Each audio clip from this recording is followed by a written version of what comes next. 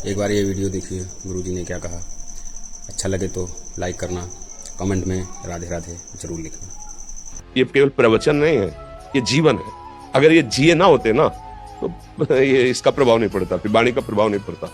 हम इसीलिए कहते हैं, जैसे आप लोग एकदम परेशान हो जाते हैं तो बोलो क्या हमसे ज्यादा परेशानी होगी? दोनों किडनी खराब, दवाई लाने के लिए पैसे नहीं, पानी रखा है हम उठ के पी नहीं सकते, भीषण शरीर में कष्ट, भीषण बुखार, क्योंकि किडनी फेल, जरा में बुखार, खाने को क्या, रोटी मांग के लाओ। अगर वहां सब्जी मिलती तो लाल मिर्च ऐसी पड़ के मिलती थी कि वो पा नहीं सकते थे। आप सोचो, पानी लाना है तो मुझे लाना है, पीना है तो मुझे पीना है। अगर मैं हारता तो कहां पहुंच जाता?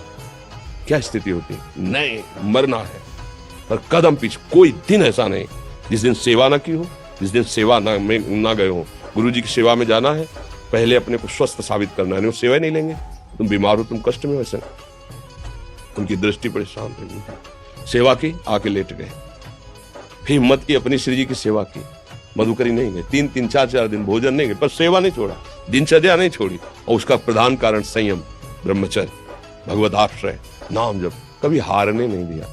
अभी भी थोड़ी देर बाद डायलिसिस शुरू हुआ, हारने, आपको हारे हुए नजर आ रहे हैं।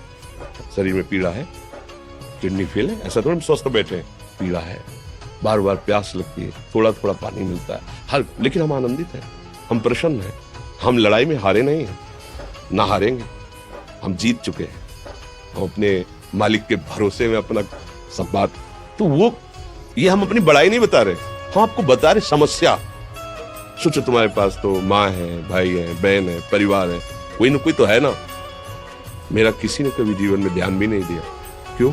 बचपन से बाबा जी बन गए, किसी से प्यार नहीं, किसी से संबंध नहीं, कोई जानकारी नहीं, हम कहाँ हैं, वो कहाँ, किसी से कोई मतलब नहीं। अच्छा, जवान साधु कौन श्रद्धा करे?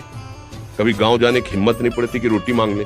पता नहीं लोग क्या सोचेंगे, क्या भावना कर ले। हम दरवाजे पे खड़े हैं, क्या कैसी भाव, जो हमारे सामने आकाश वृत्ति से आया यौवन अवस्था में वही पाया, अन्यथा भूखे रह गए। जब हम हर समय अपने को विवेक के द्वारा सावधान रखे तो हम कभी निराश नहीं हुए, कभी उदास नहीं हुए, कभी ऐसा नहीं लगा कि यार हम दुखी, कभी नहीं लगा।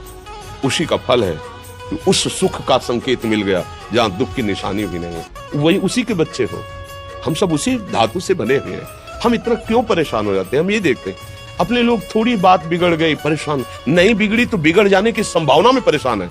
आज सुख है लेकिन कल सुख छिन जाएगा तो हम आज के सुख में सुखी ना होकर कल के दुख की आने की संभावना में हम भयभीत हो। अब क्या हमारी सोच रह गई?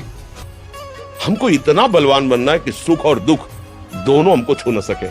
भारी से भारी सुख की व्यवस्था है तो अहंकार नहीं, हर्षित होकर किसी का अपमान न करे कि हम धनी, हम पदाधिकारी, अमुक। भारी से भारी दुख आया तो हमें किसी के सहयोग की जरूरत नहीं, हम फिर अपने कदम बढ़ाएंगे, हम फिर जुड़ी हुई अपनी भावनाओं को सजाएंगे। मस्त जीवन एकदम। तुम अविनाशी के बच्चे हो। शेर का बच्चा भेड़ों के बीच में फंसकर मेव मेव बोल रहा है, बस अगर दहाड़ना सीख जाए तो कोई भी उसे परास्त नहीं कर सकता। ऐसे भगवद अंश, तू प्रपंच में फंसकर अपने को इतना दीन क्यों देख रहा है? तू ऐसा है कि भगवान के दिव्यास्त्र में भी ताकत नहीं तेरे को मार सके। तू अविनाशी का अविनाशी बच्चा है। विनाशी भोगों को, विनाशी शरीर को मैं मान के इतना भयभीत, इतना दुख, ठीक नहीं। ये सबके लिए, केवल एक के लिए नहीं। आप समझो, आप लोग सोचते हैं हम गृहस्थ होकर भला ऐसी स्थिति कैसे? जनक जी सुखदेव जी के गुरु हैं और राजा हैं, महल है, रानियां हैं, नौकर है, चाकर। क्या? सुखदेव जी जिनके शरीर में लंगोटी भी नहीं है, दिगंबर, परमहंस, परमहंस के गुरु है जनक जी जो राजा हैं। समझो आप ऐसा ना सोचे कि हम नौकरी कर रहे हैं, हम संसार में, हम गृहस्थ हैं, हम आध्यात्मिक की ऊंचाई पर नहीं चढ़ सकते। नहीं, आप एक सरकारी नौकरी या आप किसानी या व्यापार करते हुए आप एक अध्यात्म की ऊंचाई में चढ़ सकते हैं। और अध्यात्म ही है जो तुम्हें इस माया के दुख सुख से ऊपर उठा सकता है। दूसरा, चाहे जितनी संपत्ति आ जाए, आप सुखी नहीं हो सकते।